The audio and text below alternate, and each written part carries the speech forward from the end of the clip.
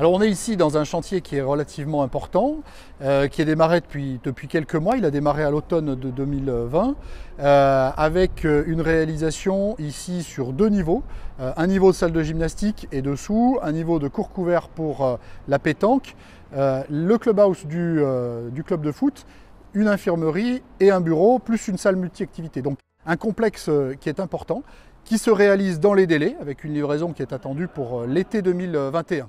On attend ça depuis très longtemps, c'est très important pour le club, les jeunes, pour la cohésion d'un club, pour le vivre ensemble, c'est super important. Et les bureaux et l'infirmerie, c'est des choses qui nous manquaient encore et qu'on va récupérer avec ce nouveau bâtiment. Et on est vraiment heureux de ce côté-là, d'être finalement équipé comme tous les autres clubs de niveau régional ici. On va pouvoir retransmettre des matchs, passer du temps ensemble. Le gros œuvre est bien parti.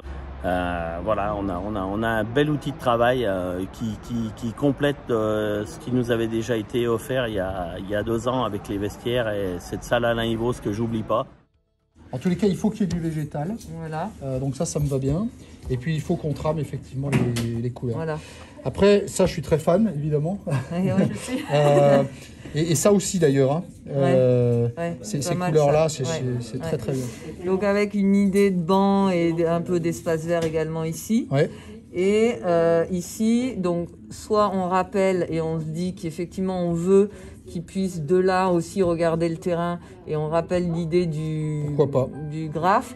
Soit on met un autre espace vert, c'est-à-dire qu'il y aurait celui-là et un autre ici parce qu'on a la largeur suffisante. Je sais pas, t'en penses quoi Jean-Paul? Les deux sont possibles. C'est un joli cadeau de Noël, le plus beau cadeau je pense, avec un investissement important pour cette association et donc un gymnase spécialisé.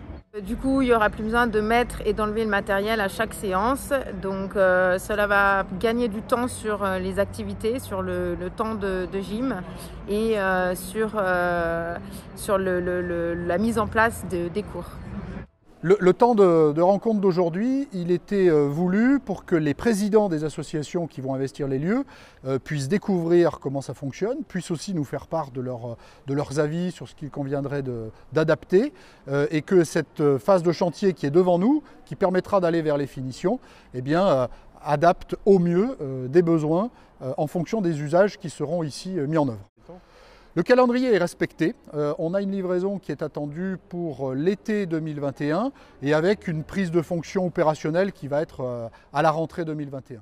Et le club il est créé en 67, je dirais ça fait plus de 50 ans qu'on attend un pétanquodrome on va dire, parce qu'il y en a beaucoup qui disent boulodrome, mais pétanquodrome c'est plus pour la pétanque. Et on attend ça depuis 54 ans, on va dire. Ça va nous changer beaucoup la vie du club, surtout l'hiver, parce que c'est un peu l'hiver qu'on a besoin d'un pétanquodrome. Et je pense que ça va nous apporter beaucoup. Actuellement, on est 67 licenciés, on est en progression depuis 3 ans. Et je pense qu'on va pas doubler l'effectif, mais il y aura beaucoup de monde qui vont vouloir nous rejoindre à la pétanque routière.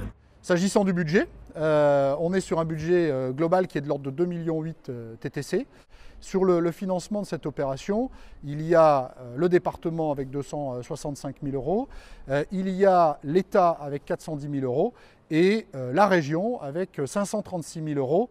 Donc on voit un accompagnement qui est important, qui est lié à plusieurs choses. D'abord, le besoin qui était identifié de cet équipement complexe sur notre territoire, mais aussi la réponse qu'il nous fallait apporter à l'ensemble des scolaires. Et je le dis ici notamment à l'endroit du collège et du lycée, puisque l'ensemble du plateau sportif ici communautaire de Cœur de Tarentaise, eh bien, il vient accompagner les besoins des scolaires de nos établissements, ce qui représente quand même à peu près 2000 élèves sur ces 2 établissements.